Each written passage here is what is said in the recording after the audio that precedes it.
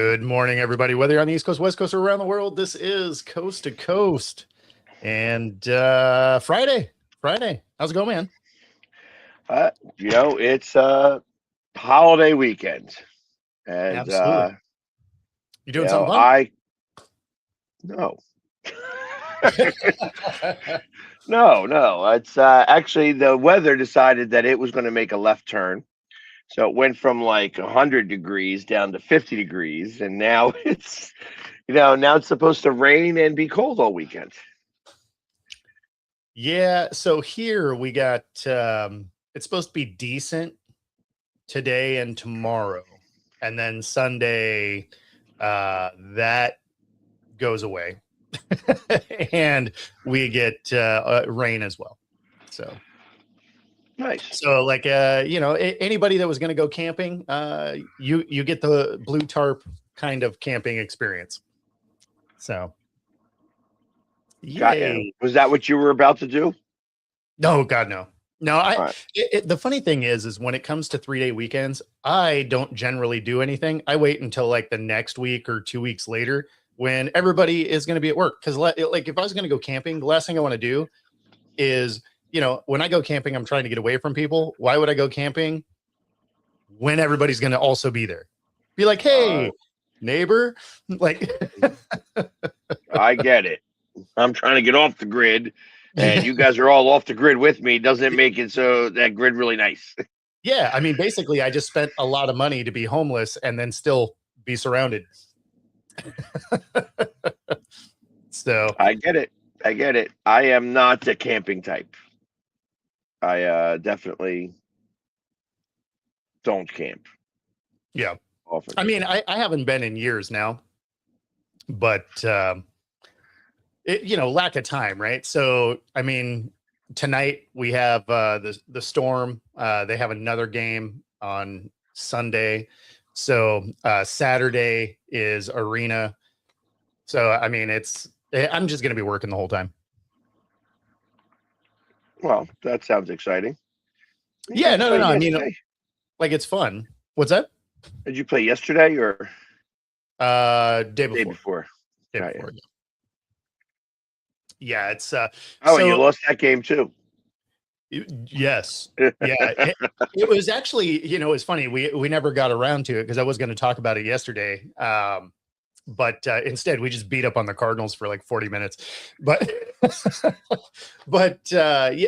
actually ended up being a good game. We had a lot of people out. Connecticut also had Brittany Griner out. But it was a game that just kind of battled back and forth. They were in it.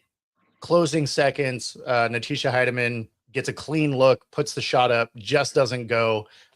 So, I mean, it was a buzzer beater type of shot to close out the game. If it drops, we win. It bounces off the side of the iron and, you catch the L. But it was an exciting game. Well, but it's a rubber match. So the WNBA is doing a lot of this to limit some of the travel. And so it was the Connecticut Sun, 2 days ago, and then we have them again tonight. Right. And I that makes sense. Like, hey, listen, no sense in trying to send them out there twice. Yeah. Well, I mean, all knocked out. The thing that's funny is they're making the Storm do it, right? So they were in Connecticut a week ago, and they'll play them one more time later in the year. So. But you're seeing a lot across the WNBA is a ton of these where it's back-to-back situations with the same team. And again, it makes a lot of sense to not make, everybody fly around a ton because you play every team, 3 or 4 times. So right. Okay. Well, we'll see what happens tonight when you guys play. You guys are a 2.5-point favorite. Yeah, in theory, we're going to have Dom back. She was out with a concussion for the last game. So she's been listed as day-to-day, and, hopefully she's not going to be ruled out for tonight. Being that they are favored, that makes me think that she is going to be back. Well, I mean, they're not favored by a lot, but No, but I mean, not that Connecticut's a good team either. You know, they were 0-5 coming into that game. So I Not mean, anymore. exactly. And I mean, they're 1-5 now. The Storm are 1-4. Neither one of these teams have looked particularly good starting out. So Well, everything comes with time. yeah, I mean, it's an incredibly young team, new coaching staff. Like it's, you know, the Storm are going to take some time to kind of get their legs. Plus, you know, they don't have their first round pick. She's joining the team today, and because she was still playing overseas, Ezzy out with a foot injury, Dom out with the concussion. You know, it's just one of those where I don't even know if they have their actual starting five plan figured out yet because you just haven't had your players in the room. So, yeah, I mean, this is going to be a work in progress. It's going to be one of those years where you're just kind of seeing what you have. It's not going to be a good year. It's just going to be like you're going to have moments. And you're like, okay, like we can build on this. But when it comes to the Storm, if you are a wild card type of entry into the playoffs, that'd be that's best case scenario. Got you. Well, we'll see. I mean, obviously, with people hurt and your player's not there yet. You know, we'll see if everybody back and everybody in makes a difference. Yeah, I mean, and we're not going to have that until you know, like Ezzy doesn't come back for another couple of weeks at the earliest. Awafam, you know, she joins the team today, but I don't think she's actually playing for another couple of games anyway. And then we have some other players that are injured as well. So it's just it's going to be a rough opening month for the Storm overall.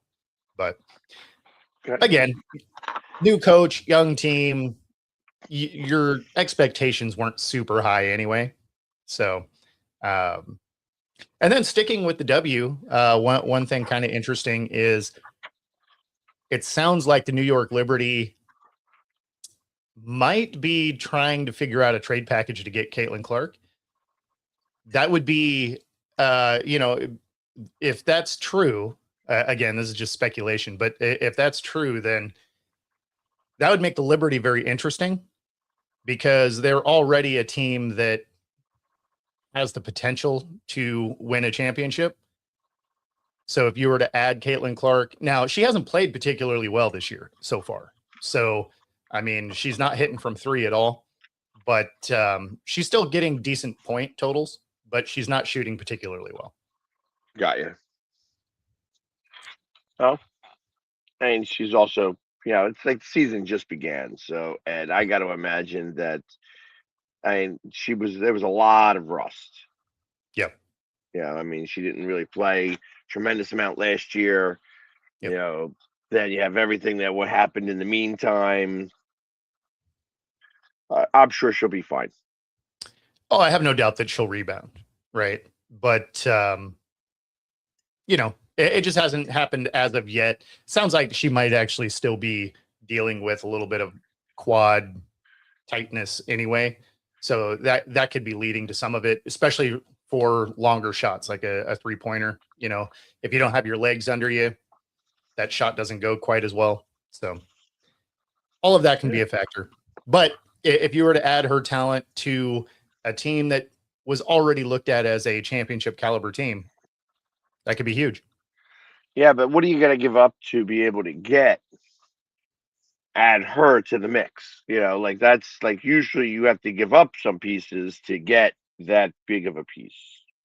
Yeah, I mean, it could just be draft picks, you know, stuff like that. I mean, you're looking at you know, coming into what she's already been in the league for, you know, two years. This is their third year, I think. So, I mean, you're already looking at the end of a rookie deal. So then, you know, as the Fever, are you trying to extend her? Are you, you know, what is the plan there? So it might just be one of those where you get a couple of, a bench player or two and some draft picks. Okay. It doesn't sound like a lot, but. Oh, it's definitely not. But I mean, you've seen some of those deals across the W where it's not, major things. And yeah, we are actually going to talk about that. Kyle Busch passes away at 41. And this one was a shocker, actually. Obviously still an active driver. Wins 234 races across the 3 national series, 2-time NASCAR Cup champion, 63 Cup races victories, won at least one race in 19 straight years. I mean, about as decorated in the sport as you could possibly get. And it was it was interesting because I saw 2 weeks ago when he was racing at Watkins Glen. I saw the clip where he was asking for the medical staff. He had a pretty wicked cough, and it's not unheard of for drivers to seek out the medical staff of a track. A lot of times it's for dehydration, right? And so, you didn't think too much of it. A reporter talked to him, during some of the testing before the Coca-Cola 600 that he didn't actually get a race in. And, asked him if he was feeling better or anything like that. And he said that he still wasn't right, but, then he misses the race, gets hospitalized, and then yesterday passes away at 41. So, pretty crazy. They haven't released the cause of death yet, but going from a cough 2 weeks ago to passing away, obviously a sad turn of events, but I'd be very curious what it is they find too. So, being new into the whole NASCAR world, he won the truck race during All-Star Weekend. So, yeah. So, that was past weekend. That was just this past weekend when I was there. Yes, had an opportunity. I didn't have the opportunity. We had just missed him. So like I said, we were on the phone with somebody who had just spoken with him, and we were just down there. So like we passed by each other. I had no idea that occurred. So it was, and I actually heard that this was, a sinus infection that was exacerbated by the G forces that he put himself through, and that he was unable to recover. Like that, when you hear it like that, like, hey, he's competing through, I'm not minimizing this, but he's like completely like competing through the sniffles. That's how he's looking at it as. Sure. And that it's possible that, in the process of this, that his sinus cavities collapsed.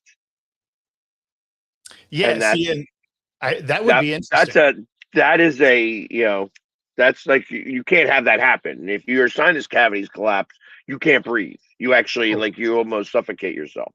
100%. Yeah. No, and that's what I say. I'll be curious to hear what it is they actually come out with as far as the cause. Yeah. This is it. It's a big surprise, though. It was a big shock when I heard it yesterday. Yep. And it's just, like I said, somebody who just got into this sport, and kind of doing this. And this is, I don't know. Like I said, it's a shame that something like that happened to somebody so young, 41 years old. Exactly. And, so it'll be interesting to see how they deal with the race this week. Yeah. I got to imagine that this is going to be a big memorial for him almost. You would think so. You would think. I mean, again, one of the most decorated guys in the sport. And, and he had a personality. You either liked him or you didn't, right? It was, it was one of those things. Like I was never a fan of the Busch brothers, right? But he was a fantastic driver, right? And I just didn't like the the way they did stuff on the track. Obviously it worked. They won a lot. And of course Kurt's still playing or still racing, but off the track, he did tons of stuff for, things like IVF and, stuff that touched his life. And so he did a lot of things that were charity based and, all of that. So he was a good human. Right. Right.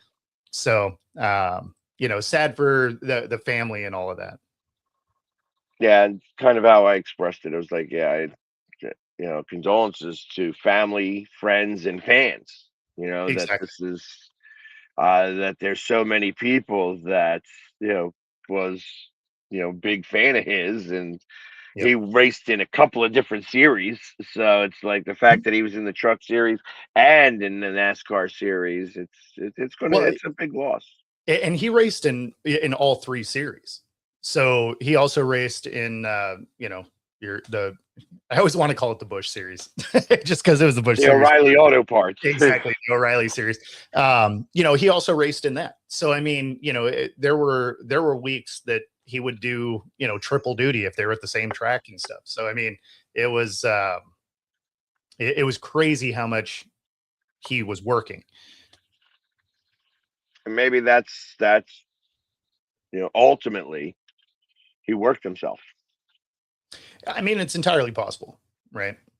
I mean, it's like you got to think about it. Like I look at this like any other athlete, though. When he's doing that much, like I don't know Denny Hamlin well enough to be able to say, oh well, he's only doing the NASCAR series. He's not doing anything else. You know what I mean? He may be doing them all too. I don't know, but yeah. I mean, the thing is even if you are doing just one series, you're still doing that stuff all the time because I mean you're still out there on test days and all of that. So I mean, it's more of a workload if you're doing more than one, obviously, but even if you're just doing one, it's still nonstop. Well, and that's kind of what I'm getting at. It's just like it's still work. Whether you love it or not, it's still work, and you're putting it in every day, every day, every day. Yeah, it'll be interesting to see what the autopsy brings up because because it's such a surprise and unique type of situation. They're going to do a full autopsy on this. I got to imagine to find out exactly what was the cause of this. That's my guess, right? Especially as fast as it is now. If it was something like you were saying, then it makes a ton of sense, right? But then, yeah, I don't know. I'll be very curious to see what comes of that. But yeah, and somebody says that this is about as big a loss as it was when Dale Earnhardt Sr. passed. And interestingly enough, that was the first ever race that I actually watched from beginning to end. Man, you just are bad luck. Like, oh, tell me about it. I don't think I didn't think about that yesterday when I heard this news that the mush was here in NASCAR. But realistically, it's like I remember watching that. I was at a barbecue. And it was raining that day, so we were all inside, and they were big NASCAR fans, and they were watching the Daytona 500. Yeah. And we're sitting there, and I'm just watching it, and then what I remember is that before his accident, there was another accident that looked much, much worse than his. Yeah, his wasn't bad. It wasn't he had equipment failure. Like his wreck was not even the worst wreck we've seen him in. Right. But I remember that the hood of his car came up and slammed back and then slammed. Like that's ultimately what got him. It wasn't the actual wreck of the car. It was the hood of the car, I think, that came up and kind of smashed him. So they didn't have the Hans device wasn't required then, which is something that stabilizes the neck. And, he ended up with a seatbelt issue that ultimately like snapped his neck as he wrecked. So it was, yeah, it was kind of a weird situation because it wasn't a horrible wreck. Like he hit the outside wall hard, no question. But I mean, we've seen him in some wicked wrecks. So, Right. So when you saw him wreck, you're like, I mean, that one wasn't too bad. Is too bad as the last corner of the race, but but then obviously the mood changed real quick. Right. When they send out 3 ambulances right away, it's like, yeah, that means they're not getting any communication whatsoever. Like they were on the scene. There was like red flag right away, which is, I hear something that you don't typically have happen in a race. Yeah. That every opportunity they can to not do that, they will, they'll have the cars go up or down, like wherever it is to stay away from the wreck, but they don't want to stop the race. Yeah, they don't generally, I mean, unless they're cleaning debris and stuff, then they'll red flag it. But yeah. So, and I've learned a little bit about that too, because of course, in lap 2 of the All-Star race, there was a red flag. You know what I mean? They stopped that race right away. Fireballs normally cause that to stop. Yeah. If things are on fire, lots of debris, fire, anything like that. Yeah, they red flag it. So, exactly. It was basically a seatbelt issue, and of course the Hans device was not required at the time, and Earnhardt was old school, so he wasn't trying to adopt it. After his wreck, the Hans device became a required element. So, and for those of you that don't know what the Hans device is, it is a piece that goes on the neck that helps stabilize the head, so it limits how much the head can move. Right. It's almost like big, it's a padding, neck brace. right? It's just like a big neck brace. It sits down here. It kind of solidifies the helmet a little bit, protects the neck, and it's not like you're turning your head to check a blind spot at that race, right? I mean, at that speed. That's why you have spotters. So I learned that part. The spotters are the best. That's what the spotters are really there for.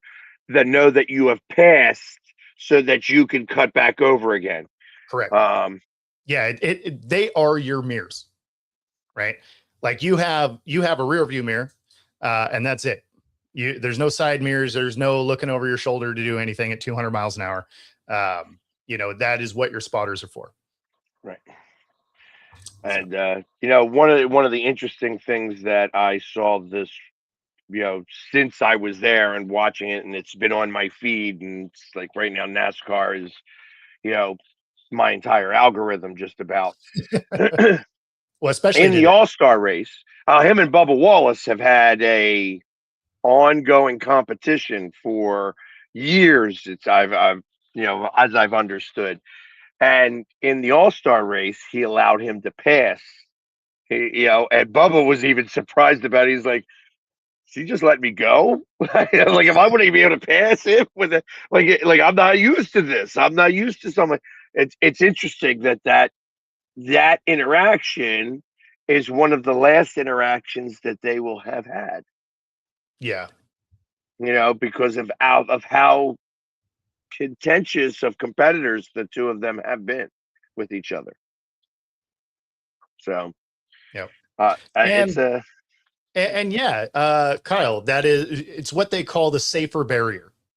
And they did this about 15 years ago now, because you used to just run into a concrete wall. And they were finding that obviously there was a lot of injuries that were happening. As safe as these race cars are, you're still making contact at an incredible rate of speed. So, some of them do have rubber padding. Some of them have foam. But it's basically a wall in front of the concrete wall. And it is to absorb some of that just kinetic impact from all that speed. And it has reduced injuries on the tracks. So the safer barrier has done its job, similar to some of the construction of the cars themselves.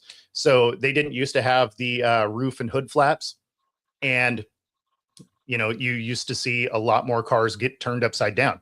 And now when cars spin backwards, those flaps open up, helps slow the car down, also helps create some downforce to keep the car on its wheels.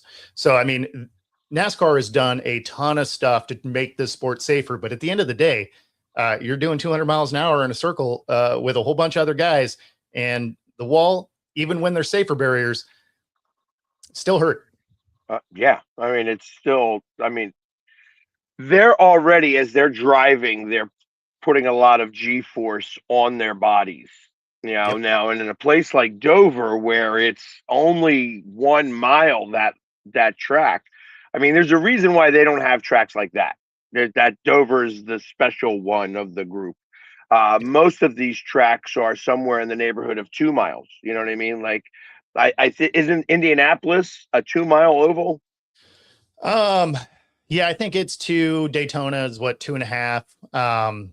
But then there's tracks like Bristol that's a half mile, right? Right, but that's also a road track, though, is it not? Bristol? No. It is a high bank, tiny bowl. Like to win Bristol is that's more of you just happen to get out of there without your car getting tore up. I mean, when you get 43 guys in a half a mile, wrecks are inevitable. So, right.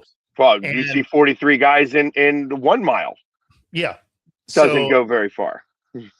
No, exactly. Now, most of your tracks are in that 1.5 mile range. Things like Texas and Las Vegas, those types, the tri-oval, right? Most of those are in that 1.5 mile ish range. So, but yeah, Bristol is crazy. They race there twice a year. They have a day and a night race, and yeah, I mean, everybody's car is tore up. There's so much luck involved with winning at Bristol, because you are just hoping you don't get wrecked, right? I mean, that's true on all tracks, but you're gonna end up with dents and tire marks on your car. Like that's gonna happen. Nobody gets through Bristol with a sparkling machine. Well, and I guess that is my next question. Do these racing teams have certain vehicles that they use for certain tracks? Like, when I mean that, I mean the bodies themselves, not necessarily the. No. So the bodies are the same. They got to fit a NASCAR template, right? So right. You also have to hit weight ranges, all that stuff. Now, the layout of the car is different between a super speedway or a short track, or if you're talking about road courses, those are different cars a lot of times. Like most of these race teams have 5 or 6 cars and 3 of them are like race ready, put it in the truck kind of stuff. Got you.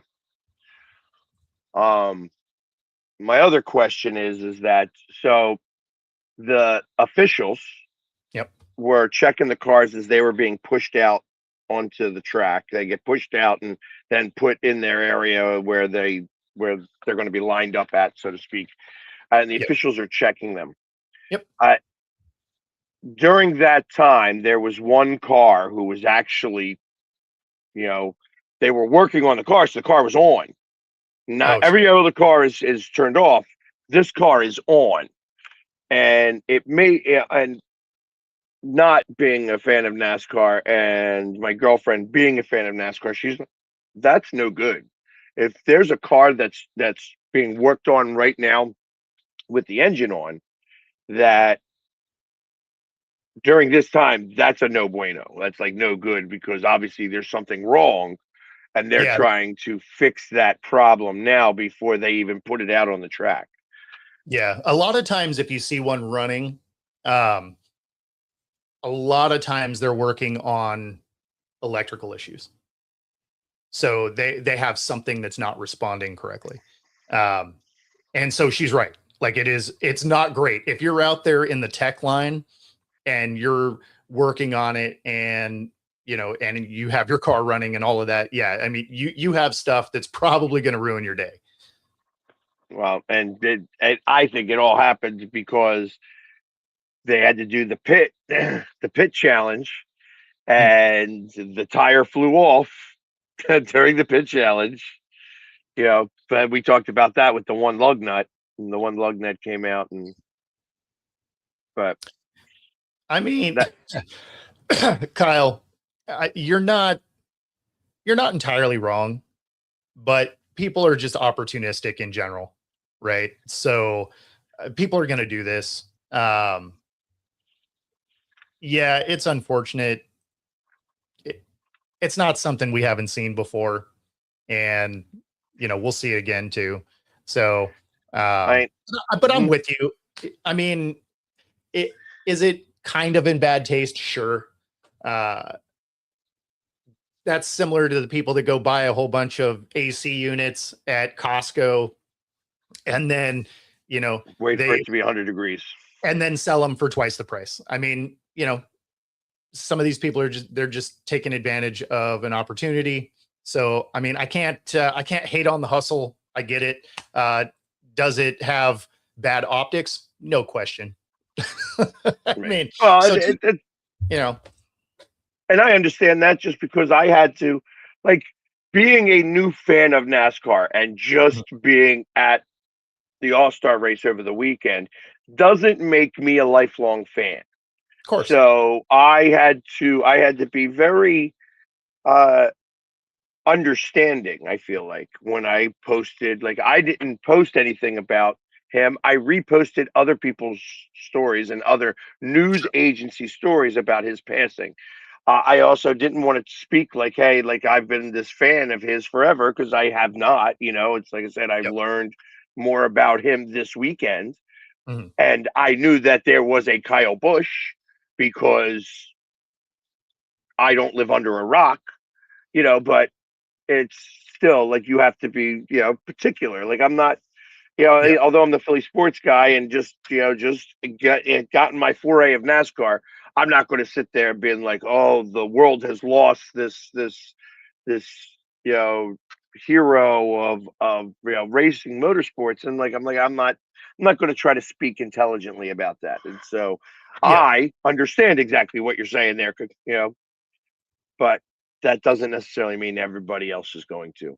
No, exactly. And I Unethical mean, ways to make money. well, and even for people that do like NASCAR, like, again, I've been watching since I was a kid. And at the same time, he was not my favorite driver. Incredibly talented, all of that. But in no point of me watching NASCAR was I like, oh, I'm a Kyle Busch fan. Like, I didn't particularly like the way that he handled stuff on the track. And again, that's why I wanted to clarify and say off the track, good human, did lots of stuff, charities, all that. So I just didn't like how he handled himself on the track a lot of times. Him and his brother, I felt, especially years ago, I felt like they cried a lot about stuff, and it's like, hey, man, it's racing. And then they would dump people on purpose. And you're just like, come on, guys. Like, so, that was just some of it. But no, I mean, even with that, you have to appreciate the fact that he's one of the most decorated drivers in NASCAR history. I mean, if you look at the 63 races that he won, that makes him top 10 all time. If you look at the 3 series that he was in, he wins 234. That is the most of any race driver ever. So, I mean, you couldn't have asked him to do much more in his professional career, whether you like how he got there or not. Right. And listen, let's face it, if he wasn't as good at his job, he wouldn't have had one. You know what I mean? He wins a lot. And I remember a couple of times when, like I said, when I was watching NASCAR peripherally, in essence, I would just hear his name all the time because Sure. he would win all the time in certain years. It was just him nonstop. And then that's why I guess he won those two, you know, Yep. Two I want to championships. say it was like the Nextel or the Winston Cup or whatever it is Yeah, series. it wasn't Winston Cup, but yeah, I think it was the Nextel Cup at that time. Yeah, Winston Cup went away, you know, With the whole cigarette things. years before that.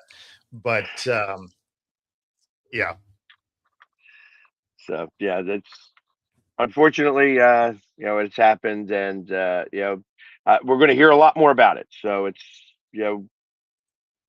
Oh, for sure. For sure. Especially over the next, week or so when they start to release what would actually happen. At least I'm imagining they're going to. Maybe they won't. You never really know. But I'd be surprised if we don't get an official word of what the cause was. Right. So I'm going to transition here away from NASCAR, just because we are on a holiday weekend and we do have some other sports that are happening. Yeah. And the Knicks. A couple of playoff series that we definitely have to talk about. Yeah, let's. I guess should we start with basketball or can we go with hockey? Hockey will probably be less of a conversation. I was going to say we should probably do hockey. I think the most surprising start to that was the Canadians topping the Hurricanes.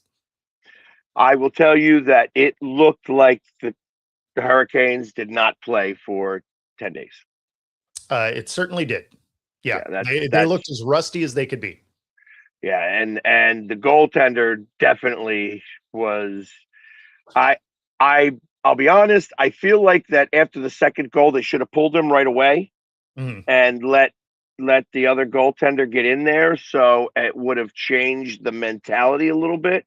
Sure. To give up that third goal, I would say all three of those goals were pretty bad goals.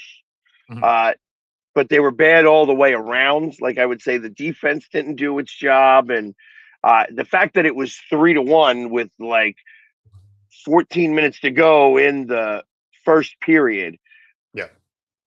That's where I was like, okay, this is like, you got to pull the goaltender now. They didn't, and I understand why they didn't either. They were going to let him play through it and, hey, get your licks in now. And we're going to, we'll be back for game 2. It's not the worst thing in the world. Well, and that might've been some of it, right? It's just like, hey, you're already rusty. We're already, probably not winning this game. Just go ahead and play this thing out, get back into game shape for, And that's exactly it. I feel like that may have been exactly what the call was there by Brenda Moore. Just, hey, listen, let's knock all the rust off in one game. Like who cares if they score 18 goals?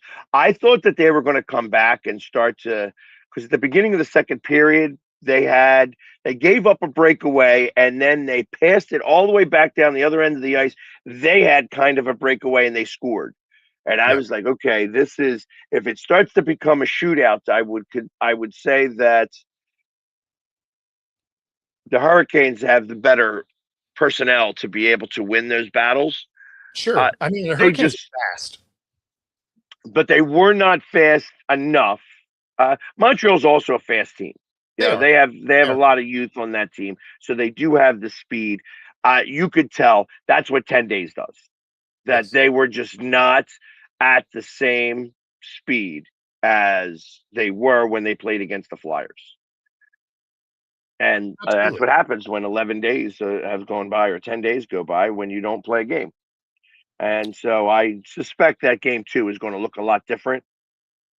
But Montreal was the only team to beat Carolina 3 times this season. So true. I mean, there is a matchup thing there that seems to work.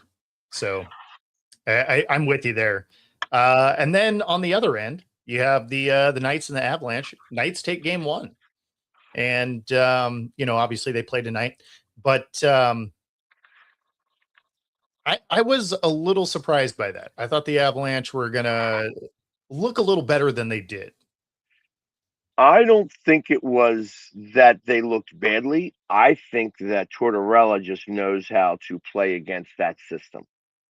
This is the one reason they hired Tortorella at the end of the season. They were like, this coach isn't going to do it. If we're going to try to make a big playoff run, we're going to need an experienced coach who knows how to do the X's and O's against as many teams and as many systems as possible. Mm-hmm.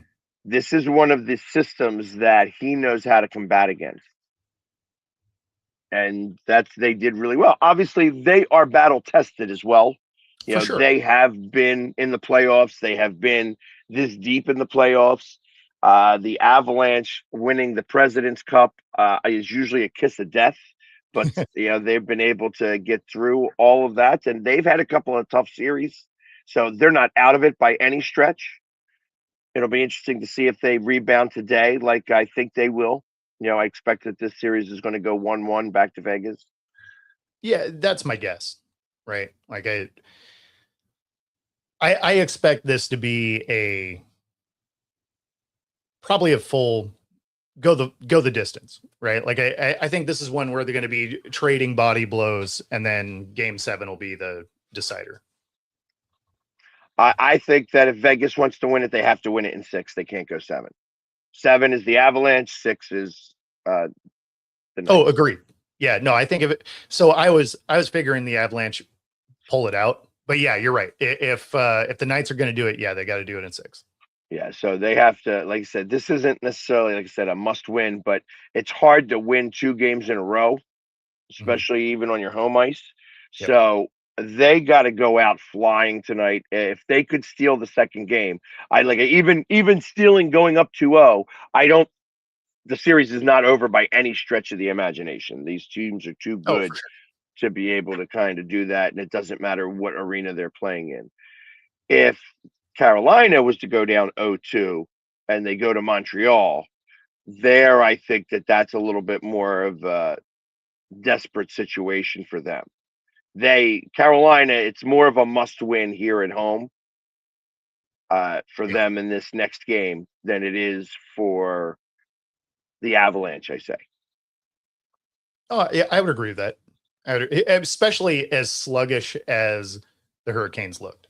So, I mean, they could lose, I guess, as long as they look a lot better, right?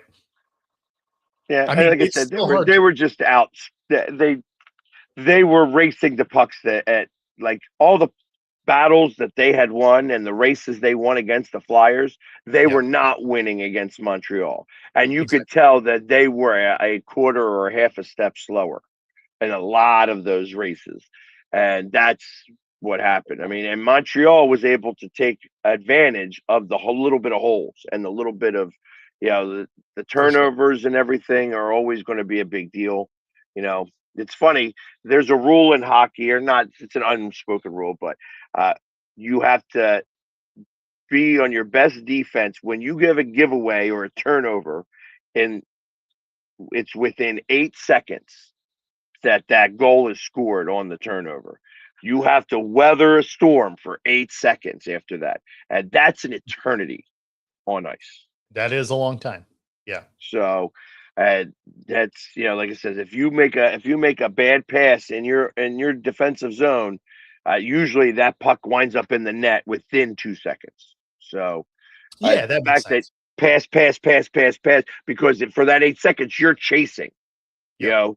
Instead of collapsing, you're actually trying to follow where the puck is at, and that's the mental part of that, where I feel like you should just collapse on the net. Like, hey, we just made a mistake. Everybody in on the net and block shots. Now you got to put your body in the way to stop the puck, because you don't want them scoring a goal, and that just did not happen in this game. Yeah.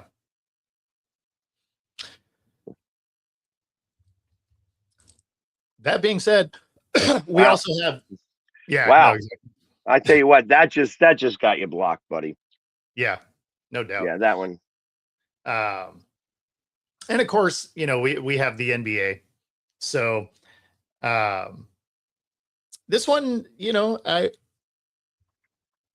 was a little surprised that Harden just hasn't been able to find a game, right? Like I was expecting him to be bad, right? Because it's playoff Harden, But in the past, he's usually been able to find like a game to show out, right? And we just haven't seen that. Now, obviously they're down. We expected them to lose this series anyway, but I was expecting him to have that like one wake up and, have a special game. But I mean, we're in the, conference finals at this point, and we still haven't seen one of those. So I think if they somehow win games, it'll be in spite of Harden. Yeah. I mean, he had the game that I expected him to have. A little bit of show in the very beginning, and then just out of gas very quickly. Yeah, well, as soon as it comes crunch time, that's where it falls apart, right? Like soon as it really matters, he ends up looking very small in the situation. I mean, as soon as you start missing free throws and something that you are over the course of your career exceedingly good at, and then you can't get one to drop when the pressure's on, and now you're far enough in your career that it's no longer like, oh, he's just having a bad series. Like, yeah, he's all of them. So it's what I expected, and I kind of expected that they were going to walk through this series. And the harder part is going to be how they're going to keep up their whatever momentum they get from winning this series quickly for a rest. Yeah. Because that's going to be the other series is going to go 6-7 games. That's I think no doubt. Oh yeah. No, that's another one where I expect it to go the distance. Now, naturally, OKC ties it up. Yeah, no, I expect that to be a 7-game series. I still think OKC wins it. Again, I feel like it's I don't know about that, just because I think that the Spurs can win a game 7. That's going to be more of a toss-up. It's not like where I feel like the Spurs have to win it in 6 because they're afraid to go back to Oklahoma for game 7. Oh yeah, I don't think it's that. I think it's that OKC is just deeper on the bench, right? Like I think that'll be the difference in one of these games, is they can just outlast the Spurs a little bit. Because I mean, again, I'm thinking this is going 7, right? This one feels like a series that probably even has a couple of overtime games in it. Like it's just they are very well matched up. Right. And the Cavs, like I said, I think this would have been a better series with Detroit, but Detroit, they had the pucker. They had the pucker against the Cavs, and it showed. And that's just the lack of experience in the playoffs, I think, is what that came down to be. The Knicks are just, they're rolling a lot stronger. And like I said, I thought that they could have stolen game 1, the Cavs, and they did not. And they lost in royal fashion. And that's, when it was, what is the 0 and 663 were teams up by 20 or down by 20 and losing the game. That's right. They lost down by 20 with 7 minutes and change. It could have been 7 minutes and 59 seconds when you had that much time left on the clock. And they came back to win it. So it's like that is a stat. That's a stat. Yeah, that's not the kind of records you want to set. You're the one team. Yeah. So, and I think that's if there was any bit of heart whatsoever, then they took that, because they showed no heart yesterday. Yeah. It was like they had a good first quarter kind of, and that was that. No, exactly. Yeah. So, well, I mean, I don't know. We'll see. They, they play, the Spurs play tonight. It'll be good. It'll be good. I think, I fully expect every one of these games to be a battle. Got you. Well, I'm not sure where I will be watching it, but it's, again, I won't So, be. I'll have it. I'll have it on my phone, but I'm going to be at the Storm game. So right. And obviously the OKC to win has got to do exactly what they did against Wemby. They cannot let Wemby beat them. Everybody else has got to do their part too for San Antonio if they want to win this game. But that's what they did. They doubled him the entire game.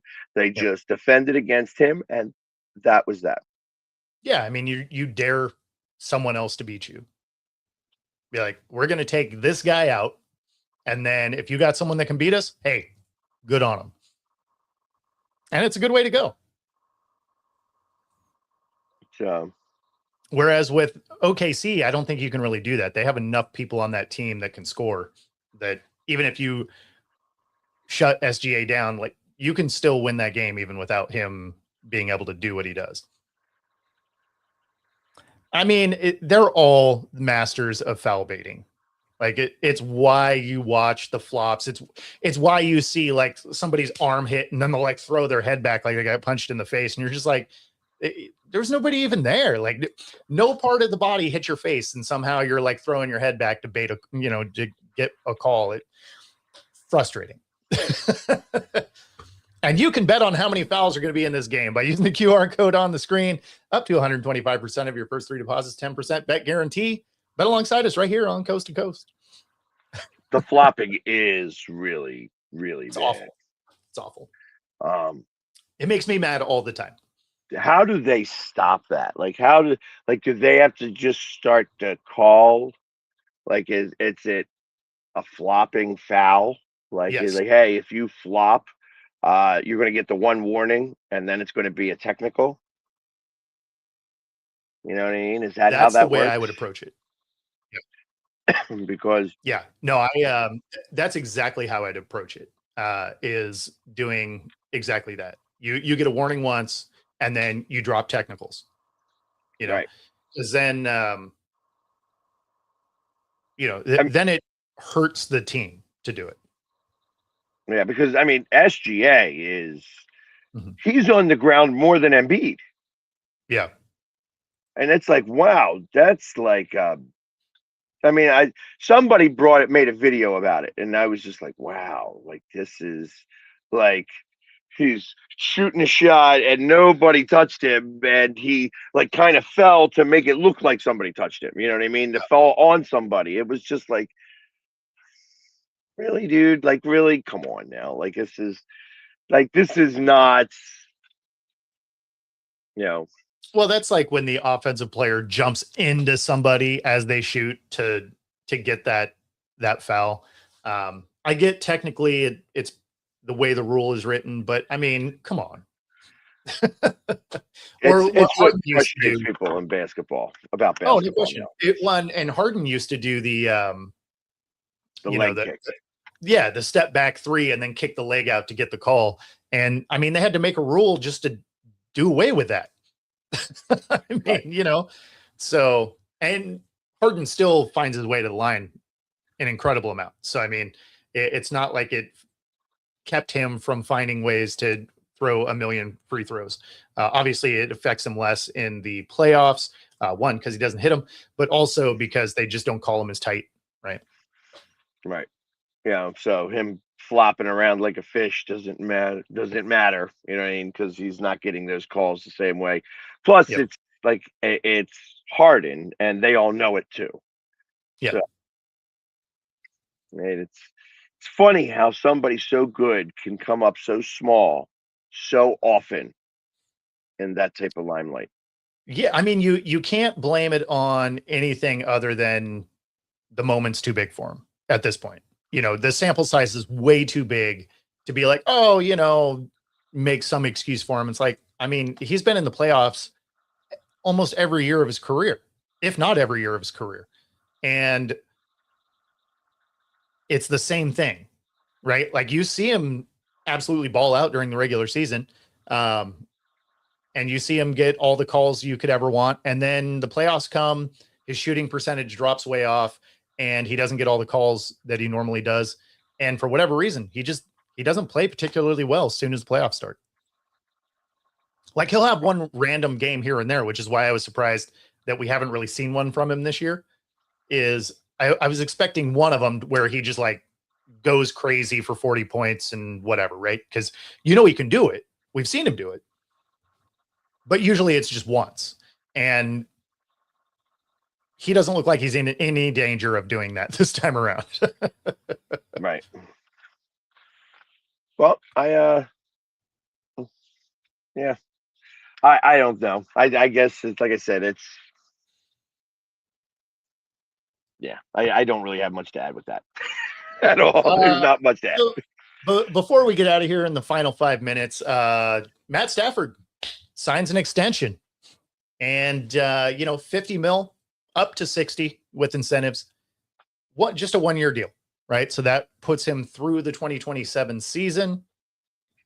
Obviously good for the Rams, right? They lock up their guy for 1 more year. I don't know that they actually have their replacement in the building. I'm not sold on Ty. Obviously, you still have Stetson Bennett in the room as well. When you draft a guy 13th overall, and then you say he's in competition with Stetson Bennett, that doesn't inspire a lot of confidence, right? I mean, why are you drafting a guy 13th overall if you think the guy that's been on your roster for a few years is still a viable option? Especially when you are in a shrinking window of win now. Why wouldn't you do something that actually helps your team today, which is not grab another quarterback? But also when you look at the way the Rams are set up, Puka's contract is through this year. And so Stafford being signed for 50 plus mil really shouldn't be an issue because they can sign Puka to a stupid money deal and then hide a lot of that for the first year in a signing bonus and whatever.